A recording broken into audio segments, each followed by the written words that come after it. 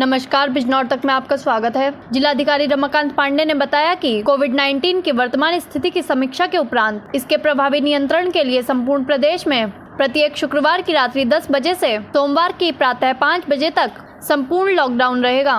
उन्होंने बताया कि इस अवधि में संपूर्ण प्रदेश में समस्त आवश्यक सेवाओं एवं बैंकों को छोड़कर सभी सरकारी कार्यालय एवं समस्त शहरी व ग्रामीण हाट, बाजार, गल्ला मंडी, व्यावसायिक प्रतिष्ठान इत्यादि बंद रहेंगे। लेकिन इस अवधि में सभी आवश्यक सेवाएं यथा स्वास्थ्य एवं चिकित्सकीय सेवाएं, आवश्यक वस्तुओं की आपूर्ति पूर्व की भांति खुले रहेंगे और उन सेवाओं में कार्यरत व्यक्तियों, कोरोना वॉरियर्स, स्वच्छता कर्मी व डोर स्टेप डिलीवरी से जुड़े व्यक्तियों के आने जाने पर कोई प्रतिबंध नहीं होगा। उन्होंने यह भी बताया कि सप्ताह के अन्य दिनों में होने वाली साप्ताहिक बंदी भी शनिवार रविवार को रखी जाएगी, जबकि शनिवार एवं रविवार को लगने वाले साप्ताहिक बाजार सोमवार से शुक्रवार के मध्य किसी भी दिन लगाए जा सकेंगे तथा सभी धार्मिक स्थल इस अवधि में सोशल डिस्टेंसिंग एवं अन्य स्वास्थ्य संबंधी प्रतिबंधों का पालन सुनिश्चित करते हुए खुले रखे जा सकते हैं।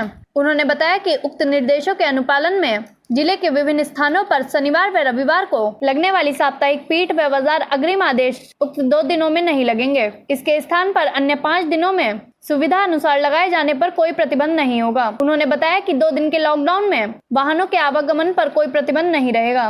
राष्ट्रीय एवं राज्य मार्ग पर यातायात जारी रहेगा तथा इनके किनारे स्थित पेट्रोल पंप एवं ढाबे पूर्व भांति खुले रहेंगे। रेलवे का आवागमन पूर्व की भांति यथावत जारी रहेगा। यथा आवश्यक बसों की व्यवस्था उत्तर प्रदेश राज्य सड़क परिवहन निगम द्वारा की जाएगी। उन्होंने स्पष्ट करते हुए कहा कि इस दौरान उल्लिखित बसों को छोड़कर उत्तर प्रदेश रोडवेज की सेवाओं का प्रदेश के अंदर आवागमन प्रतिबंधित रहेगा एवं अंतर्राष्ट्रीय व घरेलू हवाई सेवाएं यथावत जारी रहेगी तथा हवाई अड्डों से अपने गंतव्य स्थल को जाने वाले व्यक्तियों, यात्रियों के आवागमन पर कोई प्रतिबंध नहीं रहेगा। उन्होंने शासनादेश के हवाले से बताते हुए कहा कि स्वास्थ्य विभाग द्वारा सर्विलांस के माध्यम से एक घर में रहने वाले सभी सदस्यों की व्यापक मेडिकल स्क्रीनिंग तथा सर्विलांस का अभियान चलाया जा रहा है, यथावत चलता रहेगा तथा उनसे संबंधित कार्यालय खुले रहेंगे। इन कार्यों में लगे हुए अधिकारी कर्मचारियों को उनके पहचान पत्र के आधार पर कोई प्रतिबंध नहीं होगा। उन्होंने बताया कि इस अवधि में ग्रामीण क्षेत्र में स्थित औद्योगिक कारखाने खुले रहेंगे, जिनमें सोशल डिस्टेंसिंग तथा अन्य स्वास्थ्य संबंधी प्रतिबंधों का कड़ाई से अनुपालन सुनिश्चित किया जाएगा तथा शहरी क्षेत्रों में निरंतर चालू रहने वाले औद्योगिक कारखानों को छोड़कर बाकी बंद रहेंगे। इस अवधि में आवश्यक सेवाओं से संबंधित कार्यालय एवं इन प्रतिबंधों से मुक्त सेवाओं से संबंधित अधिकारी कर्मचारियों का पहचान पत्र भी ड्यूटी पास माना जाएगा और उनकी आवाजाही को रोका नहीं जाएगा। उन्होंने बताया कि इसी तरह इस अवधि में सभी वृहद निर्माण कार्य यथा एक्सप्रेसवे, बड़े पुल एवं सड़कें, लोक निर्माण विभाग के बड़े निर्माण, सरकारी भवन तथा निजी प्रोजेक्ट जारी रहेंगे, परंतु निजी रूप से संचालित निर्माण कार्यों पर प्रतिबंध रहेगा। इस अवसर पर मुख्य विकास अधिकारी कामता प्रसाद सिंह, अपर जिलाधिकारी प्रशासन विनोद कुमार गौड़, न्यायिक डॉक्टर नितिन मदान सहित अन्य संबंधित अधिकारी एवं व्यापारिक संगठनों के पदाधिकारी मौजूद थे। बिजनौर से नीरज वर्मा की रिपोर्ट।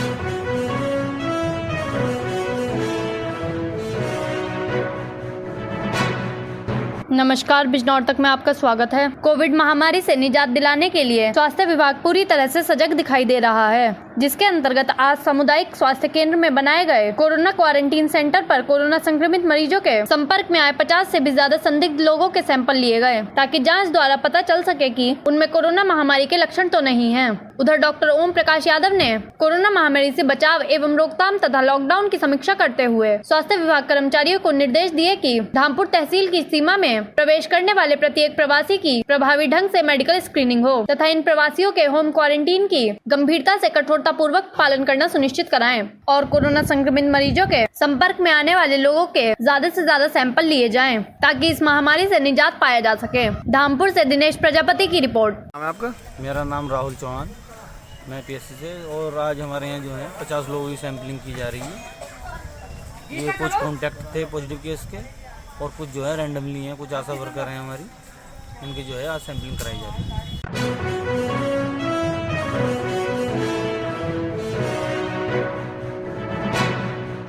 नमस्कार, बिजनौर तक में आपका स्वागत है।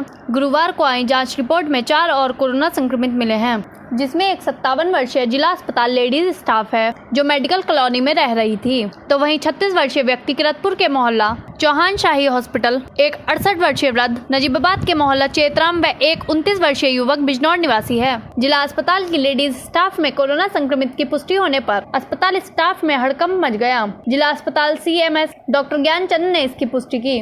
उन्होंने बताया कि जिला अस्पताल की दूसरी मंजिल पर स्थित एक लेडीज स्टाफ कोरोना संक्रमित पाई गई। सुरक्षा की दृष्टि से वहां मौजूद समस्त स्टाफ व वार्ड में भर्ती सभी मरीजों का कोरोना टेस्ट कराया जाएगा तथा जिला अस्पताल को 3 दिन के लिए बंद कर दिया गया है। पूरे अस्पताल को सैनिटाइज कराया जा रहा है। कोरोना पॉजिटिव मिली स्टाफ लेडीज को कोविड केयर सेंटर भर्ती करा दिया गया है।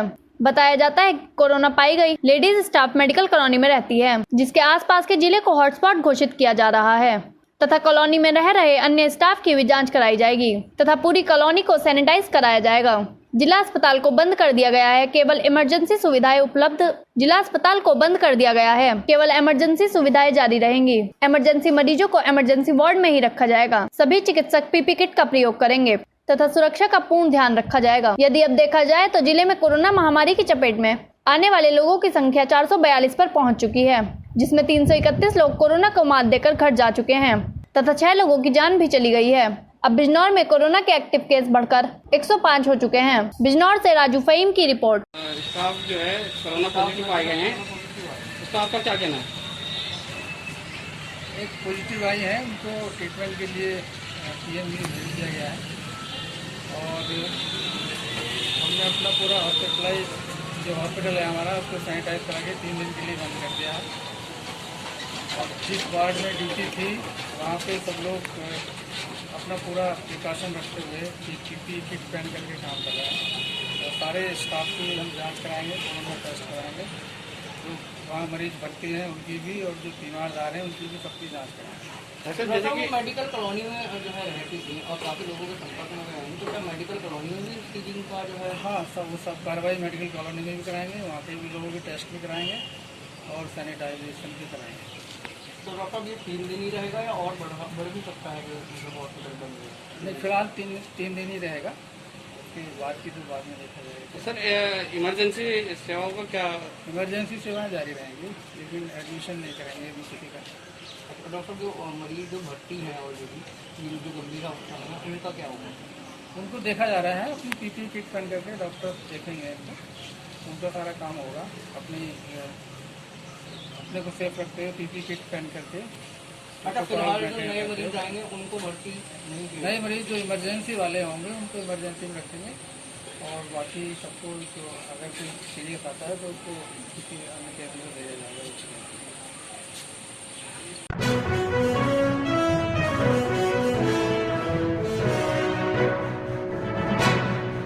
नमस्कार, बिजनौर तक में आपका स्वागत है। खाद की पूर्ति न होने से किसान काफी परेशान हैं। किसानों का कहना है कि समय पर खाद न मिलने से उनकी धान व गन्ने की फसल बर्बाद हो रही है। पीड़ित किसानों का आरोप है कि 4 दिन से लगातार खाद गोदाम के चक्कर काट रहे हैं पर उन्हें खाद के कट्टे नसीब नहीं हुए। हर बार गोदाम इंचार्ज उन्हें खाद के कट्टे न आने की बात कहकर टाल देता है, जिससे किसानों में मायूसी है।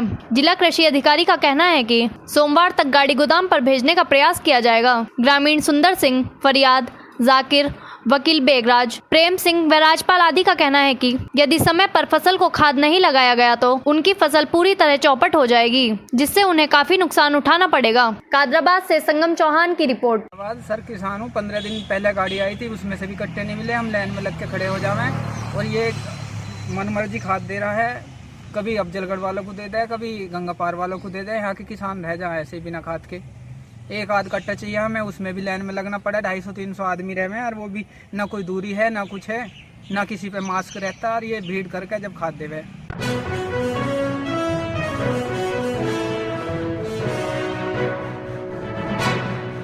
नमस्कार, बिजनौर तक में आपका स्वागत है। क्षेत्र के ग्राम सिरवासु चंद से महाराष्ट्र मुंबई में काम करने गए युवक का शव आने से परिजनों में कोहराम मच गया, तो वहीं शव मंगवाने का खर्चा उठाने की जिम्मेदारी लेने वाले वादे से मुकर गए, जिससे मृतक के पिता पर लाखों का कर्ज हो गया। पीड़ित पिता ने जिम्मेदारों से कर्जा चुकाने के संबंध में अधिकारियों से न्याय की गुहार लगाई। दरअसल अफजलगढ़ के ग्राम सिरवासु चंद निवासी नफीस ने बताया कि उनका पुत्र मोहम्मद फैजान उम्र 16 वर्ष की 1 सप्ताह पूर्व संदिग्ध परिस्थितियों में मौत हो गई थी, जिसके बाद उन्होंने काम पर साथ ले गए व्यक्ति के विरुद्ध कोतवाली अफजलगढ़ में तहरीर दी थी, जिस पर गांव के कुछ लोगों ने कोई कार्यवाही न करने व शव को लाने का खर्चा देने की बात कहते हुए मामले का पटाक्षेप करा दिया था। मृतक के पिता ने इधर उधर से कर्जा कर 2 लोगों को महाराष्ट्र भेजा, जहां पता चला कि फैजान के पेट में दर्द होने से मौत हुई है। महाराष्ट्र से शव को लाने में एम्बुलेंस पर 70,000 का खर्च आया।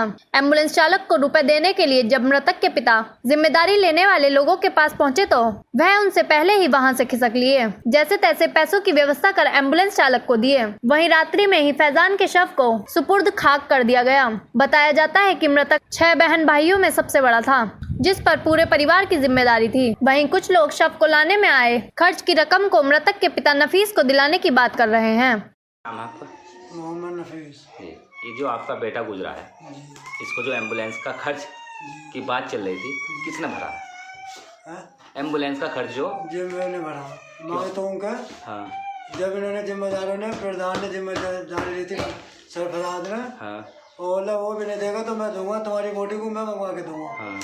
अब भाई जब इन्होंने मंगवा, मैंने कर्जा करके जब इन्होंने हाथ पे खड़े कर दिए ओला हमने देने का, तो मैंने वो दवा करा, पानी करा, कर्जा करा, तो मैंने अपनी लाश मंगवा ली।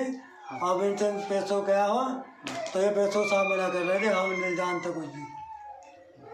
तो मतलब जिम्मेदारी ली थी सरफराज ने और कुछ लोगों ने जिम्मेदारी ली थी। जब लाश आ गई तो ये जिम्मेदारी से भाग गई कि अपना पैसा अपना आप दो, हमारे पास कोई पैसा नहीं। आपने किस किस से लिया पैसा? मैंने रात से वहाँ से भी लिया, औरों से भी लिया, सबसे लिया। अब क्या चाहते हो आप? मैं ये चाहता हूँ हमारा कर्जा दिलवा दो। हाँ। हमें कुछ नहीं चाहिए, बस कर्जा चले जाओ हमारे, जो हमारे पास ऊपर है। अच्छा, आपका क्या काम करते हो? मैं कबाड़ का काम करता हूँ। कबाड़ की फेरी? जी।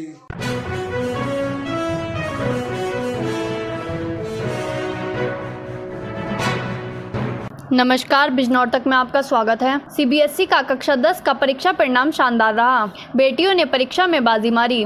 छात्रा देवयानी सिंह ने 97.8% अंक प्राप्त कर कॉलेज टॉपर बनी, जबकि 97.2% अंक प्राप्त कर कृतिका अग्रवाल ने दूसरा स्थान पाया, तो वहीं 97% अंक प्राप्त कर वेदांत सिंह ने तीसरा स्थान प्राप्त किया। चौथे स्थान पर तन्वी भटनागर व इंदु शेखर ने 96.6% अंक हासिल किए, तो वहीं काजीपाड़ा निवासी मोहम्मद सुहेल ने 91% अंक प्राप्त किए। बच्चों ने अच्छे अंक प्राप्त कर अपने माता पिता व शिक्षकों का नाम रोशन कर दिया। प्रधानाचार्य डीडीपीएस श्री मनोज कुमार अग्निहोत्री ने बताया कि 10वीं की परीक्षा में कुल 232 बच्चे बैठे थे। कोऑर्डिनेट गोपाल त्यागी ने बताया कि गणित विषय में सेची वर्मन, कृतिका अग्रवाल व अभिनव कुमार ने 100 अंक हासिल किए, जबकि हिंदी में तन्वी भटनागर ने 100 अंक प्राप्त किए। प्रधानाचार्य मनोज कुमार अग्निहोत्री ने सभी बच्चों का उत्साहवर्धन करते हुए उनके उज्जवल भविष्य की कामना की। प्रधानाचार्य सभी शिक्षकों के कठिन परिश्रम व मार्गदर्शन की भूरी प्रशंसा की। प्रधानाचार्य ने सभी बच्चों को मिठाई खिलाकर आशीर्वाद दिया। उधर रहीमिया पब्लिक स्कूल के छात्र मोइदउर रहमान ने सीबीएसई के 10वीं के परीक्षा परिणाम में 90% अंक प्राप्त कर कॉलेज में दूसरा स्थान प्राप्त किया। मोइदउर रहमान ने अपनी सफलता का श्रेय अपने माता पिता और शिक्षकों को दिया। क्या नाम है आपका? मेरा नाम मोहम्मद सुहेल है और कौन सी क्लास का रिजल्ट आया आपका? इस साल मेरी 10th क्लास का रिजल्ट आया है, कितनी परसेंटेज आएगी? जिसमें मैंने 91% आई है मेरी। कौन से स्कूल में आप शिक्षा कर रहे थे? और मैं डीडीपीएस स्कूल से शिक्षा कर रहा हूँ। तो आपकी जो परसेंटेज आई है, इसमें आप कितने घंटे पढ़ाई करते थे, कैसे तैयारी करते थे? इसमें मैं सारा मिलाकर ट्यूशन से हटाकर 4 घंटे पढ़ता था और पूरा रिवीजन सब कर। शेड्यूल क्या था आपका? दिन में कितने घंटे पढ़ते थे? शेड्यूल दिन में 3 से 4 घंटे का था, इसमें सब कुछ हो जाए। और किस किस सब्जेक्ट की किस तरह से तैयारी करते थे आप? सभी सब्जेक्ट की रोज़ तैयारी करते थे या अलग अलग दिन बांध रखे थे आप? रोज़ करते थे। ये जो आपने परसेंटेज हासिल की है, इस परसेंटेज का आप श्रेय सबसे ज़्यादा किसे देना चाहते हैं? इस परसेंटेज का श्रेय मैं अपने पेरेंट्स को देना चाहूँगा और स्कूल टीचर्स। किस तरीके से स्कूल टीचर्स ने और पेरेंट्स ने आपकी सहयोग किया? स्कूल टीचर्स ने बहुत अच्छा पढ़ाया है और अच्छे से पूरा सपोर्ट किया। और पेरेंट्स का भी पूरा सपोर्ट है। और फैमिली में और कोई आपके सहयोगी? पेरेंट्स ने सभी ने सहयोग किया है। आपका? मेरा नाम मोइदुर रहमान है। आपकी कौन सी क्लास का रिजल्ट आया है? 10th क्लास का। कितनी परसेंटेज आई अभी? मेरी 90%। कौन से उसमें पोजीशन है आपकी स्कूल में? स्कूल में मेरी 2nd पोजीशन है। 2nd पोजीशन है। आपने किस तरीके से तैयारी करी? कितने घंटे आप पढ़ते थे? मैं ज़्यादा तो नहीं पढ़ता था, लेकिन दिन में 6 घंटे तो मैं पढ़ ही लेता था। मेरा कंसेप्ट रटने का नहीं है, मैं समझ कर पढ़ता था। किस तरीके से आपने शेड्यूल बना रखा था सब्जेक्ट वाइज? शेड्यूल ज़्यादातर मैं टाइम मैथमेटिक्स को देता था और साइंस को, बाकी सब्जेक्ट तो कवर हो जाते थे। आपके साथ सहयोग किसने किया इस? मैं इसमें अपना सबसे ज़्यादा जो सहयोग है, मैं उसमें उनको नाम लेना चाहूँगा अपने दादा का, जिनका नाम मास्टर खलीलुर रहमान साहब है, जी। और अपने फादर का, मदर का और मेरे सारे फैमिली मेम्बर्स का, और ख़ास तौर से मेरे टीचर्स जिन्होंने मेरी सबसे ज़्यादा मदद की है ये गोल अचीव करने के लिए। और अब आगे आप किस चीज़ के लिए तैयारी करना चाहेंगे? मेरा तो एम है कि अब मैं डॉक्टर बनूं, तो मैं इसी की तैयारी करूंगा, नीट की तैयारी ख़ास तौर से। Thank you. जी, क्या नाम है आपका? मेरा नाम इल्मा रहमान है और मैंने अभी CBSE बोर्ड क्लास 12 के एग्ज़ाम्स दिए हैं, जिसमें मैंने 93% अंक प्राप्त किए हैं। मैं सबसे पहले अपने टीचर्स का शुक्रिया करना चाहूँगी, जिसमें मेरे टीचर्स सुल्तान सर, सूफिया मैम, शाजिया मैम और बहुत सारे टीचर्स हैं। और मैं सबसे ज़्यादा अपने प्रिंसिपल सर का शुक्रिया करना चाहूँगी, जिन्होंने मुझे बहुत ज़्यादा सपोर्ट किया। उसके बाद मेरे मम्मी पापा और मेरे फैमिली मेम्बर, जिन्होंने मुझे हद से ज़्यादा सपोर्ट दिया है, जिसकी वजह से मैं आज इस काबिल हुई हूँ कि मेरे 93% मार्क्स आए हैं। और मैं इन सबका तहे दिल से शुक्रिया करना चाहूँगी।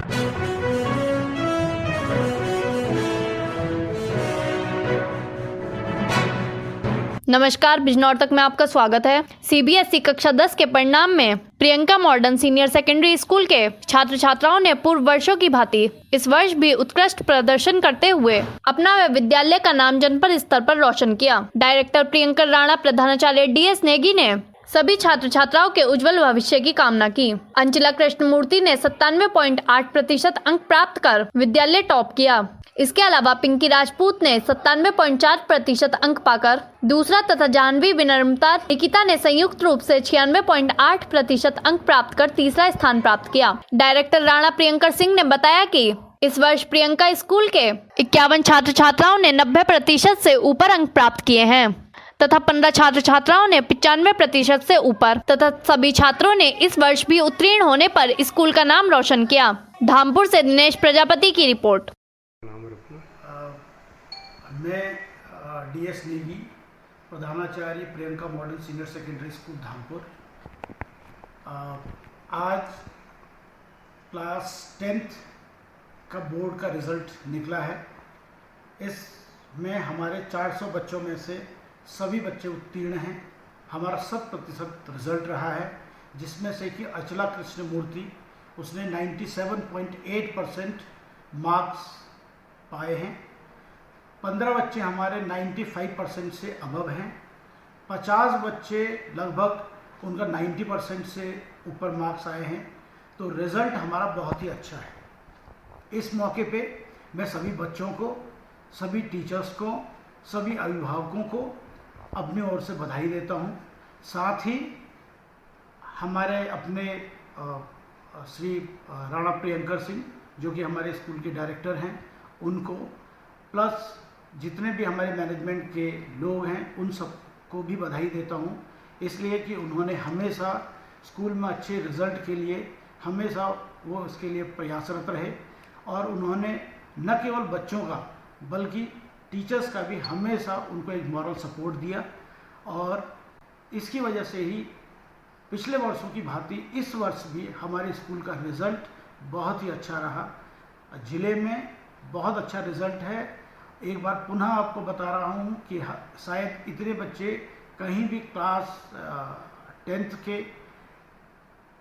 जिन्होंने कि 95% से ऊपर या 90% से ऊपर, 50 बच्चे 90% से ऊपर आना बहुत बड़ी उपलब्धि है।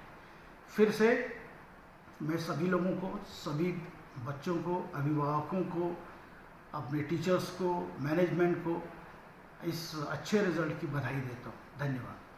क्या नाम है आपका? My name is Achla Krishnamurthy. I study in class 10th from Priyanka Modern School and I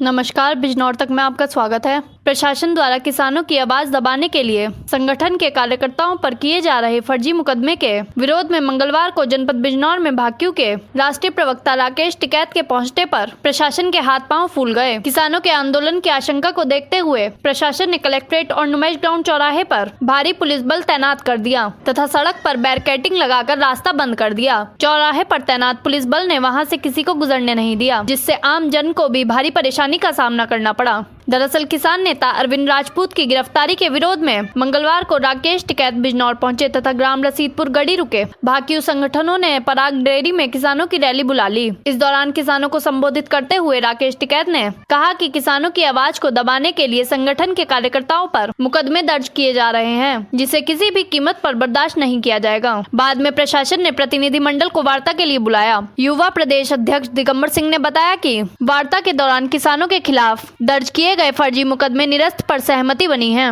वहीं एसडीएम व सीओ ने आश्वासन दिया कि उनकी समस्या का प्राथमिकता के आधार पर समाधान किया जाएगा, जिस पर किसानों ने सभा समाप्त कर दी। इस दौरान जिलाध्यक्ष कुलदीप सिंह, रामोतार सिंह, अतुल कुमार, संदीप त्यागी, धर्मेंद्र राठी, अमर सिंह, सुनील प्रधान आदि किसान मौजूद रहे। आदरणीय इस सभा के अध्यक्ष जी, सभी किसानों, नौजवान साथियों, मेरे पत्रकार बंधु, पुलिस प्रशासन के लोग, देखो जो ये मामला यहाँ का चल रहा है, सबसे बड़ी तो ये है कि ये आपस में अपने संगठन की कमी से है पूरा मामला। जो आधे लोग लगेगा सब पर पाबंदी लगेगी, कौन कौन अधिकारियों से जा जाके मिलते हैं, अधिकारियों से गंडा खेते उस पे ब्याज मिलता है, प्रशासन उसका हिसाब दे दो।